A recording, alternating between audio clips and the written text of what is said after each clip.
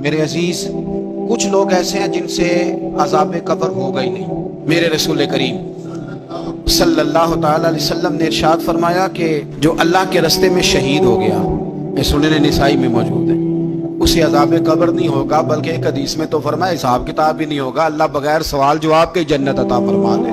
کچھ لوگوں کو لوگوں کی بخشش پہ بھی مسئلہ ہی بنتا ہے کہ کوئی بخشا نہ جائے۔ اور ایک صاحب کہہ رہے تھے جی یہ کیا معاملہ ہے کہ جمعے کو بندہ مر گیا یا فلانا ہو گیا تو اس سے حساب کتاب نہیں ہوگا، اتنے بڑے جرم لوگوں نے اتنے پاپ، اور جمعے کو مر گیا تو بخشا جائے گا۔ تو میں نے کہا جرموں کا بھی اسے حساب اللہ لے لے گا، لیکن میاں حساب کتاب کی ڈیوٹی نہ اللہ کی ہے تو بہتر یہ ہے کہ اسی کے ہاتھ میں رہے، تو نہ اپنے ہاتھ میں لینے کی کوشش کر۔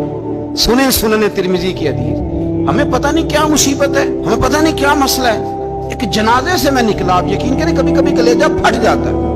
میں ایک جنازے سے نکلا تو میرے ساتھ ایک بندہ جنازہ پڑھ کے نکلا تو کہنے لگا جی پیر صاحب دیکھیں آج کتنی دنیا آئی ہے، حالانکہ جو بندہ اس طرح کا تھا، اس طرح کا تھا، اس طرح کا تھا۔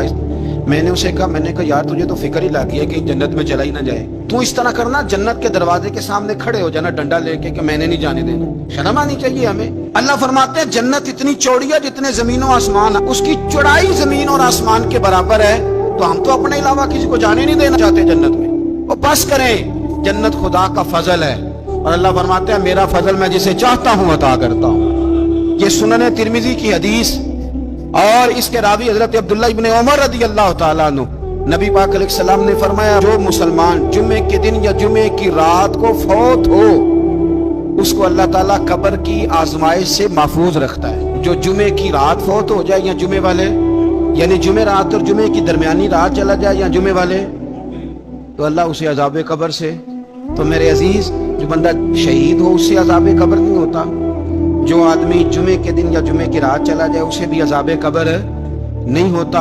اور میرے رسول کریم صلی اللہ تعالی علیہ وسلم نے فرمایا جو بندہ ایک دن اور ایک رات، یہ حدیث صحیح مسلم میں، سنن ترمذی میں، مصنف عبدالرزاق میں موجود ہے، ایک دن اور ایک رات اللہ کی رضا کے لیے اسلامی سرحد پہ پہرا دے۔ میں اور آپ سوئے ہوئے، لیکن وہ لوگ جو فوجی بارڈروں پہ کھڑے ہیں، دیکھو مدینے والے محبوب کس کس پہ کرم فرماتے ہیں۔ ساری عمر نہیں، 24-25 سال کی سروس نہیں، فرمایا ایک دن اور ایک رات اللہ کی رضا کے لیے جو اسلامی سرحد پر پہرا دے، مسلمانوں کو کافروں سے بچائے، رب اسے عذاب قبر نہیں دے گا، اسے اللہ تعالیٰ اپنے فضل سے معاف فرما دے۔ ایک رات اور ایک، آپ کیا سمجھتے ہیں کہ ان فوجیوں کی کوئی چھوٹی شان ہے؟ ان کا کوئی چھوٹا مرتبہ ہے؟ ایک دن اور ایک رات اگر یہ پہرا دیں تو اللہ انہیں اتنا انعام عطا کرتا ہے۔ اسی طرح سن لو، یہ ذرا غور سے سننا، ابن ماجہ کی حدیث، اور اس کے علاوہ مسند ابو یعلا میں موجود حدیث کے راوی حضرت ابو ہریرہ رضی اللہ تعالی عنہ، حضور صلی اللہ تعالی علیہ وسلم نے فرمایا جو شخص بیماری سے فوت ہوا، قربان جاؤں میرے محبوب نے بیماری کا نام ہی نہیں لیا، فرمایا کوئی بھی بیماری ہو، فرمایا جو آدمی بیماری سے فوت ہوا اللہ اسے شہادت کی موت عطا فرمائے گا، اور وہ عذاب قبر سے اور قبر کے امتحان سے بھی محفوظ رہے گا، اور حضور فرماتے ہیں اس کو صبح اور شام جنت کے باغوں میں سے رزق دیا جائے گا۔ جو کسی بھی بیماری سے مرا، یہ لوگ بیماری سے مر رہے ہیں تو لوگوں نے اچھوت سمجھ رہے ہیں، اچھوت، یہ اچھوت نہیں ہے، اس لیے کہ لوارث نہیں، یہ خدا رسول کے ماننے والے ہیں، تم انہیں اچھوت کہہ رہے ہو، اور مدینے والے رسول انہیں شہید فرما رہے ہیں۔ حضور نے فرمایا جو بیماری سے مرے شہید ہے، وہ قبر کے عذاب سے محفوظ رہے گا اور جنت کے باغوں میں سے اللہ رزق دے گا۔ لوگ کہتے ہیں دیکھو جی بڑا تنگ ہو کے دنیا سے گیا ہے، تو اس بندے کو بھی عذاب قبر نہیں ہوتا۔ اسی طرح جو بندہ سورہ ملک پڑھتا ہے، سنن ترمذی میں حضرت ابن عباس سے روایت ہے کہ حضور صلی اللہ علیہ وسلم کے ایک صحابی نے ایک جگہ خیمہ لگایا تو وہاں سورہ ملک پڑھنے کی آواز آتی، کوئی بندہ پڑھنے والا نظر نہیں آتا تھا۔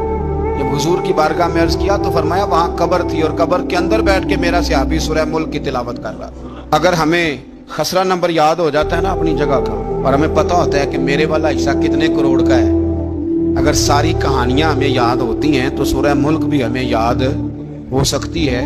موبائل پہ اس کو ریکارڈ کر لیں، پھر اس کو سنیں کبھی بھی سورہ ملک میں۔ اور ہمارے سلسلہ عالیہ میں تو سورہ ملک وظیفہ ہے، ہمارے الوظیفۃ الکریمہ میں اعلیٰ حضرت نے لکھا ہے کہ رات کو سورہ ملک اور سورہ یاسین کے بغیر سونا نہیں۔ سورہ ملک اتنی شاندار سورت ہے کہ نبی پاک صلی اللہ علیہ وسلم نے فرمایا یہ قیامت کے دن اللہ کی بارگاہ میں ناز سے جھگڑا کرے گی اور کہے گی اے اللہ یہاں تو میرے پڑھنے والے کو جنت عطا فرما یا مجھے قرآن پاک سے علیحدہ کر دے.